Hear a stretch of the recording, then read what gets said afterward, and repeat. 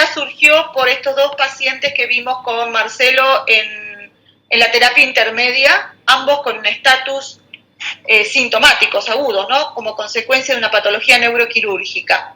No, ninguno son estos casos. Este que voy a presentar es solamente una cosa muy breve como para introducir el tema, pero esto nos llevó a tratar de normatizar un poquitito el manejo del estatus, sobre todo entre la segunda y la tercera fase. Esta paciente que les presento también estuvo en intermedia hace un tiempo, es una señora de 78 años que estaba internada en psiquiatría por un cuadro depresivo ya intrapandemia e intercurre con una crisis tónico-clónica de inicio no presenciado. Era una mujer que tenía un buen nivel, que vivía sola, no tenía patologías importantes desde el punto de vista clínico, solo depresión, había tenido hacía 10 años un episodio y ahora había repetido, estaba medicada con aspirina, omeprazol, alprazolam, y durante la internación no había recibido, la verdad, ninguna medicación que fuera peligrosa. Venlafaxina, pero ya no la tomaba, Zolpidem y donepezilo. Vamos a la próxima.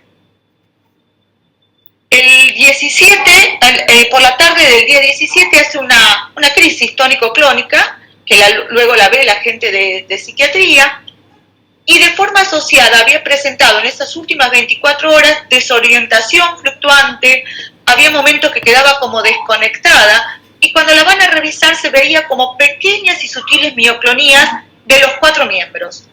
Realmente en el examen era lo único que tenía, las pequeñas mioclonías, y que estaba muy inatenta, bradisíquica. Se le hace un laboratorio completo que lo único que tenía era un sodio de 132, pero que no justificaba este cuadro, una tomografía que no tenía alteraciones, y finalmente se le pide el electroencefalograma. La próxima. El electroencefalograma mostraba, para aquellos que no tienen idea de electroencefalografía, se ve sobre todo en la mitad inferior de la página la presencia de punta onda. Tenía punta y polipunta, pues son varias puntitas juntas, punta onda generalizada a lo largo de todo el trazado, lo cual era compatible con un estatus no convulsivo. La próxima. No tenía ningún otro antecedente, no había ninguna otra enfermedad, y por la característica del electroencefalograma, nosotros pensamos que estábamos frente a un estatus de ausencia de novo. Esto es un cuadro genéticamente determinado, que se parece mucho a las ausencias de los niños o a la enfermedad mioclónica juvenil, pero que no debutan hasta la tercera edad, y que suelen hacer esto, ¿no? Alguna tónico-clónica y muchas ausencias, que era lo que estaba haciendo esta mujer. Se le hizo lorazepam como primera línea, y no tuvo respuesta, y por lo tanto teníamos que avanzar con una segunda línea de tratamiento. Pasemos a la próxima. En ese momento, las ausencias de novo responden mucho mejor al divalproato, al ácido valproico, pero no había en el hospital. O sea, en este momento no está entrando por alguna razón relacionada a la pandemia. Fenitoína sabemos que lo agrava, por lo tanto tratamos de no hacerlo y decidimos hacer levetiracetam. Se lo cargó con 3.000 miligramos y luego se la dejó con un mantenimiento, pero la mujer mejoró, pero parcialmente. O sea, tuvo menor cantidad de estas desconexiones, recuperaba algo del sensorio y la conciencia y la lucidez entre medio, pero seguía teniendo estos episodios.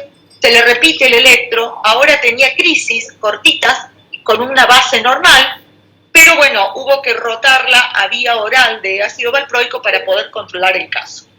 Entonces, un poco la idea ahora es usar la nueva definición y también ver un poquitito los datos que tenemos hoy con algunos trabajos nuevos que surgieron de cuáles son los mejores fármacos, sobre todo en la segunda línea.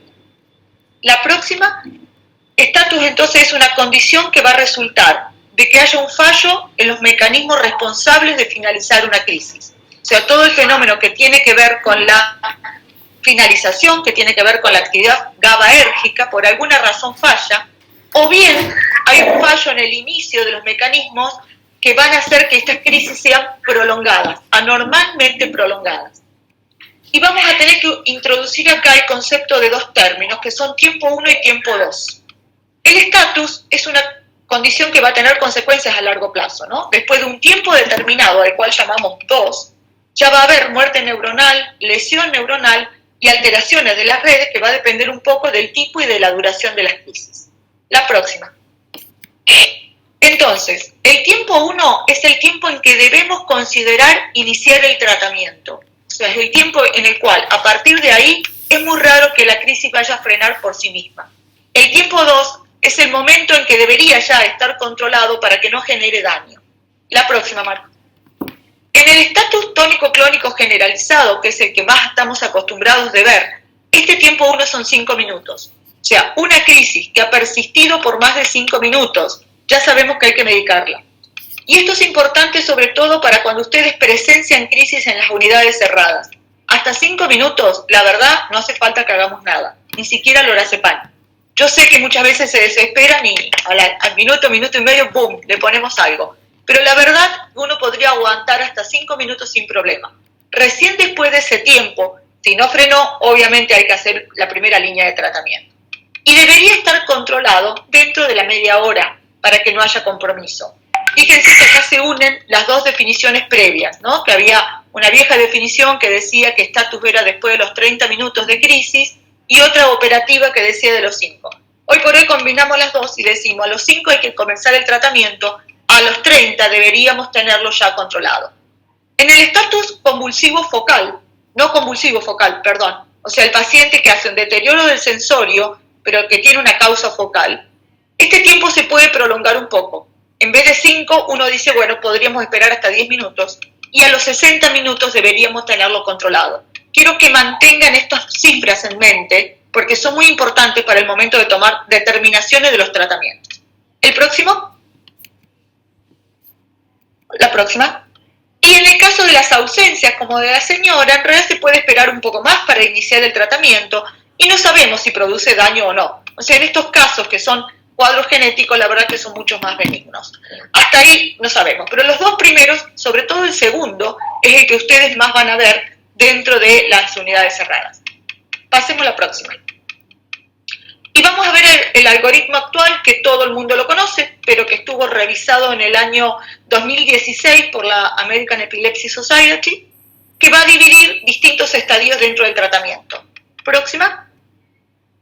La primera fase inicial, que va entre el minuto 5 y 20, próxima, donde ahí sí tenemos evidencia con nivel A de la eficacia, ¿no es cierto? Cualquiera de estos 3 fármacos que les pongo en pantalla, midazolam intramuscular, lorazepam endovenoso o diazepam endovenoso, tienen la misma evidencia y la misma eficacia y seguridad para tratar como primera línea. Pero fíjense las dosis. Si vamos a usar midazolam intramuscular, tendríamos que usar en un adulto 10 miligramos. Del lorazepam, sí o sí 4, se puede repetir una vez hasta 8. Y del diazepam 10 y se puede repetir otros 10 a los minutos si esto no ha cortado. Estas dosis es importante, ¿no? Porque si ponemos poco o menos, en realidad estamos submedicando. Si no tuviéramos nada de todo esto, que felizmente no es la situación en nuestro hospital, podemos usar el fenobarbital 15 miligramos kilo a pasar 100 miligramos minuto. Próximas. Y luego tenemos las dosis de niños que las vamos a dejar de lado porque no vienen al caso. Pasemos a la próxima. Si hacemos bien la primera línea, o sea, cualquiera de estos 3 fármacos de benzodiazepinas, mida intramuscular, lora o diazepam endovenoso en dosis correcta, 1/3 va a fallar. O sea, vamos a tener un buen control en 2/3 de los pacientes, pero 1/3 va a seguir teniendo crisis y van a ser refractarios a esa primera línea de benzodiazepina. Por lo tanto, a partir del minuto 20 de que yo inicié la primera línea, si el paciente no ha controlado los síntomas, ya tengo que iniciar la segunda, sí o sí. Pasemos ahora a la segunda. En el momento en que sale este algoritmo, no había evidencia ninguna de cuál es el mejor fármaco para una segunda línea. Pero se recomendaba la fenitoína, 20 miligramos kilo a pasar 50 miligramos por minuto. La próxima. El ácido valproico, 40 miligramos por kilo con un máximo de 3.000. La próxima. O el levetiracetam, 60 miligramos por kilo con un máximo de 4.500. Ninguno de los 3 tenía en ese momento evidencia alguna de cuál era mejor que el otro, pero son los 3 que sabemos que se pueden utilizar. Quiero que también mantengan en mente las dosis. Si no tuviéramos estos 3, podemos volver a usar el fenobarbital si no lo usamos antes, y lo de niños lo dejamos de lado. Vamos ahora.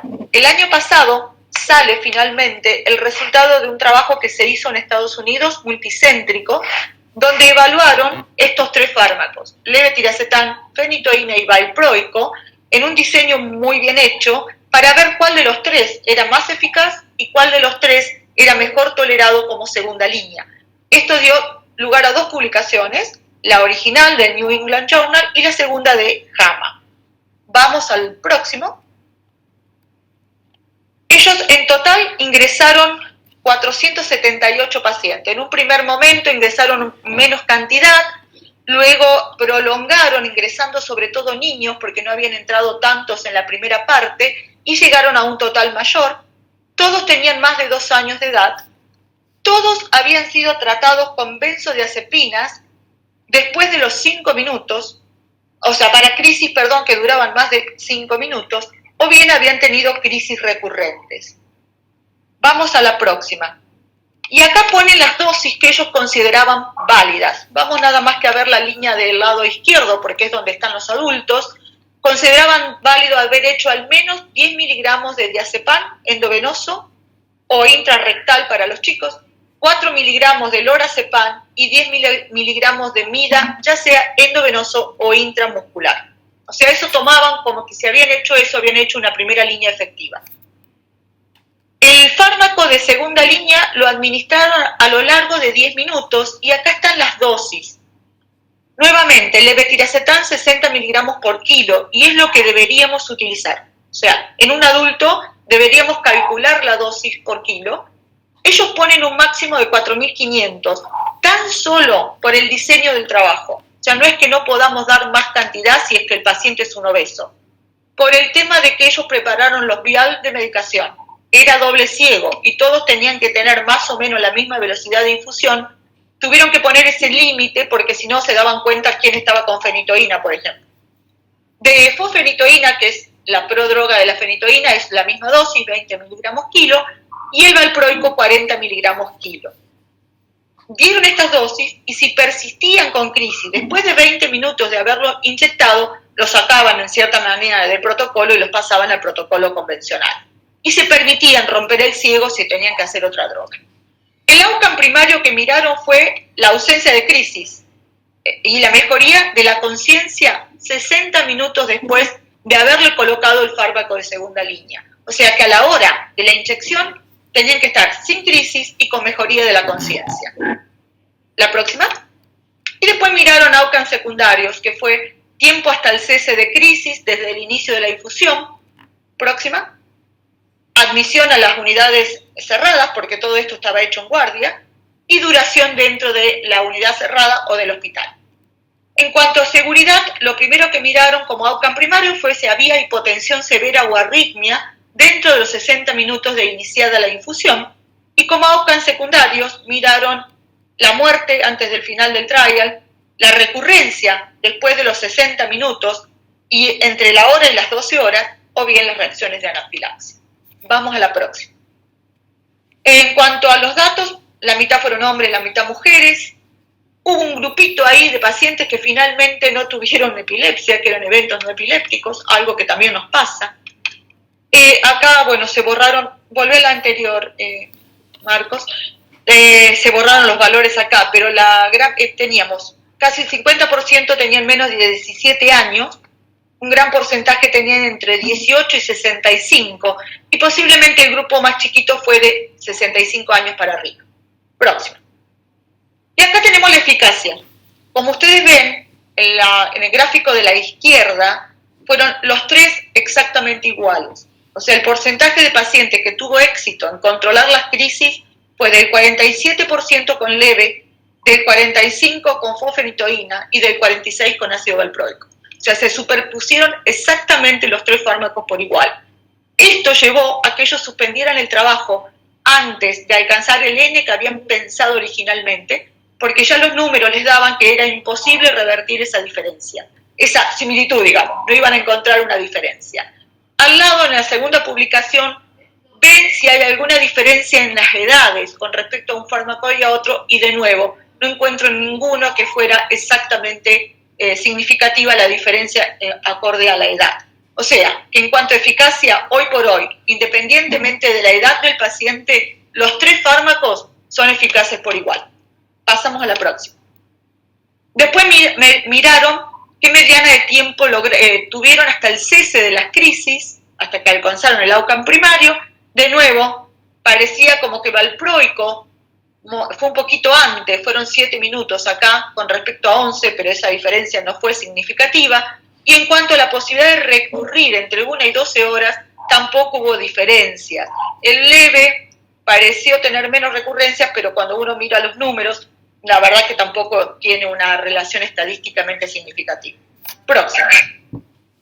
Cuando vamos a ver los efectos adversos, y pasa las 3, así te marca las 3 colores, bien, vemos que tampoco hubo diferencias. La única hipotensión severa, la hipotensión severa fue vista en un paciente con leve, en 4 con fosfenitoína, en 2 con valproico. Las arritmias solamente la vieron en 1 con leve, que probablemente no tuvo nada que ver con el leve tiracetam, y la depresión respiratoria fue similar en los 3. O sea, da la idea de que tanto la eficacia como la tolerancia en los 3 es básicamente similar. Próxima. Eso con respecto a las drogas convencionales y que todos nosotros tenemos, lo cual nos habilita ahora a decir, bueno, si los 3 son iguales en eficacia y tolerancia, busquemos en base al paciente, de acuerdo a la edad, las comorbilidades, patologías de base, cuál nos conviene para nuestro paciente. Si es un paciente añoso que tiene una arritmia cardíaca, obviamente voy a tratar de no usar la fenitoína, voy a darle prioridad al valproico, al leve tiracetam. Si es un paciente que tiene una hepatopatía severa, posiblemente vaya a prevalecer el uso del leve tiracetam. Si es un paciente renal que está en diálisis o que tiene insuficiencia renal, por ahí voy a preferir el valproico y no el leve tiracetam. Se lo puedo ir seleccionando teniendo en mente que los 3 van a funcionar por igual. ¿Qué pasa con los otros fármacos que tenemos y que a veces utilizamos? Sobre todo la acosamida que por ahí utilizamos. Esto es un análisis que revisó todos estos fármacos nuevos utilizados en pacientes con estatus epilépticos refractarios o suprarrefractarios. Incluyeron 1.012 pacientes, adelante, y de la única que tenemos un poquito más de evidencia es de la acosamida, que parece ser prometedora, en dosis de carga que va entre 400 miligramos, hay otros trabajos que fue un poquito menos. Yo diría que de esta droga tenemos un poco más de evidencia que realmente sirve, uno la puede dejar como si fallaron a una de las de segunda, y no usar nunca menos de 400 miligramos. Hoy por hoy la tenemos solo oral en Argentina, si la llegamos a tener en breve por vía endovenosa, obviamente nos va a convenir. Próxima. De todos los demás fármacos, brivaracetam, que hemos estado utilizando porque ahora lo tenemos endovenoso, de hecho en el paciente que está ahora, que compartimos con Marcelo, es lo que le quedó de base, yo creo. Hay alguna evidencia de que podría funcionar, pero bueno, muy poquitito todavía. Y de todo lo demás nada, clobazam, rufinavina, cannabis, que lo tenemos tan en boga, carbamazepina, no tenemos evidencia ninguna. Próximo. Una vez que pasó más de 1 hora y este paciente no controló su estatus, ¿no es cierto?, ya entramos en la que sería la tercera línea. Próxima. Y es lo que definimos refractario. O sea, refractario no es por tiempo, sino es por el fallo de fármacos. Falló a una de primera línea, falló una benzodiazepina bien utilizada, falló una de segunda línea, cualquiera de ellas bien utilizadas, yo ya puedo decir que este estatus es refractario. Y rápidamente debo pasar a la tercera fase. Y ahí, si no estaba en la terapia o en una unidad cerrada, va a llegar a la unidad cerrada, porque obviamente ya tenemos que intubar al paciente. Si podemos monitorearlo con electro mejor y utilizar cualquiera de los fármacos que ustedes prefieran y se sientan más cómodos, pero en dosis de estatus. Esto era algo que el otro día yo conversé en base a estos unos pacientes, de uno de estos 2 pacientes de terapia intermedia. Si vamos a progresar a sedación, cualquiera sea, mida, propo o alguno de los barbitúricos, hagámoslo en dosis de estatus, no en dosis menores, porque lo dormimos, sí, seguramente, lo sedamos y va a quedar quietito, pero no estamos seguros que no esté haciendo crisis por debajo.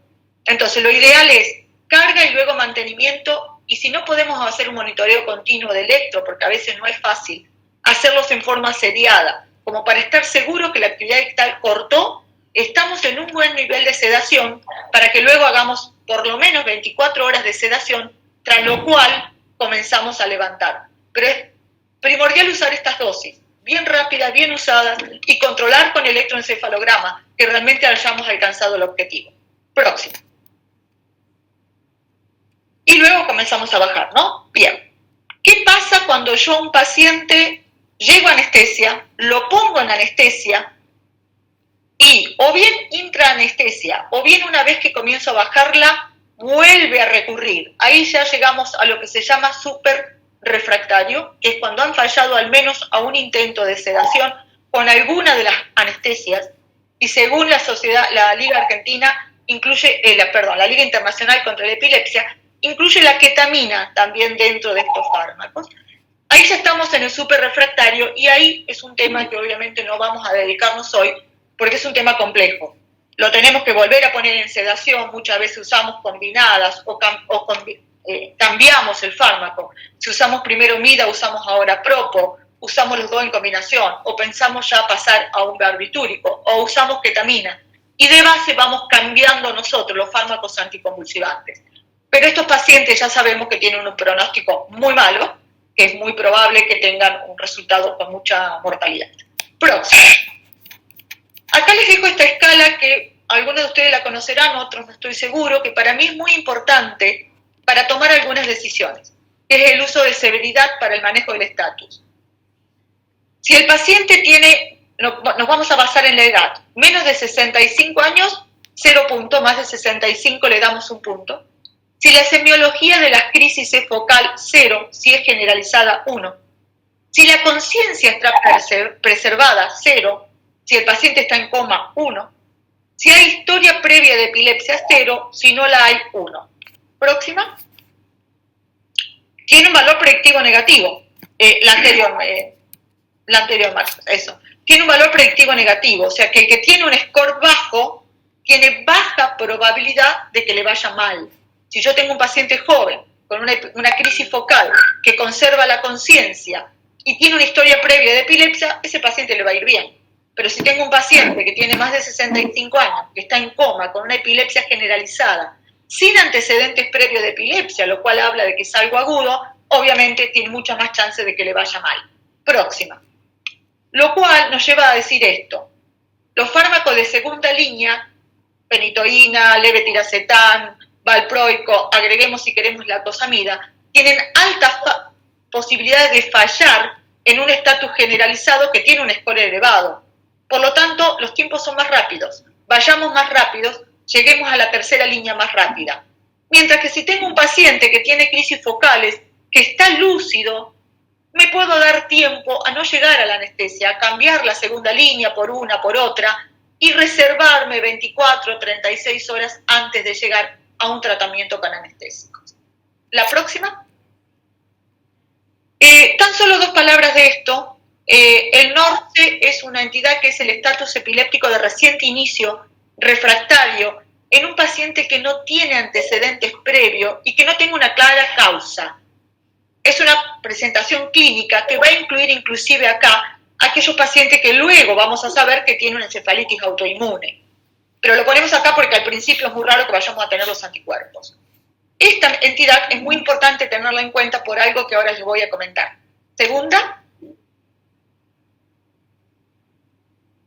Y la otra entidad se llama FIRES, que es lo mismo que el NORCE, pero tiene el antecedente de un cuadro febril previo, entre 2 semanas y 24 horas. También puede aparecer en cualquier edad. ¿Y por qué me focalizo en esto? Próxima. Porque muchas veces tenemos que tener en cuenta que en este grupo de pacientes nos va a ir mejor probablemente si utilizamos algunas medidas como los corticoides endovenosos. Pasate la próxima, Marco. Bien. Digamos, como puede haber una alta incidencia de causas inmunomediadas en estos pacientes, si hacemos una primera línea, una segunda y no está siendo efectivo, muchas veces tenemos que tener en cuenta utilizar ya medidas inmunosupresoras. Solumedrol, gamma globulinas y especialmente las dietas cetogénicas, que en el grupo del FIRES parecen ser que andan muy bien y que podemos hacerlo y estamos en condiciones de hacerlo dentro de la terapia intensiva. La próxima. Entonces, Para finalizar, podemos decir que 30% de los pacientes en estatus no pueden ser controlados con los fármacos de primera línea, o sea, con las benzodiazepinas.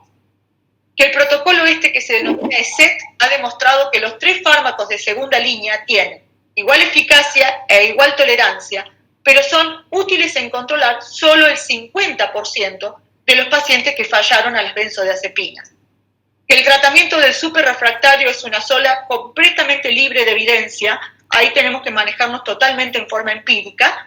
Y la última, lo más importante es actuar rápido, tener muy en cuenta esto, hay que actuar rápido, con dosis plena de medicación y a velocidad de infusión adecuadas. Bien, y creo que ahí yo termino.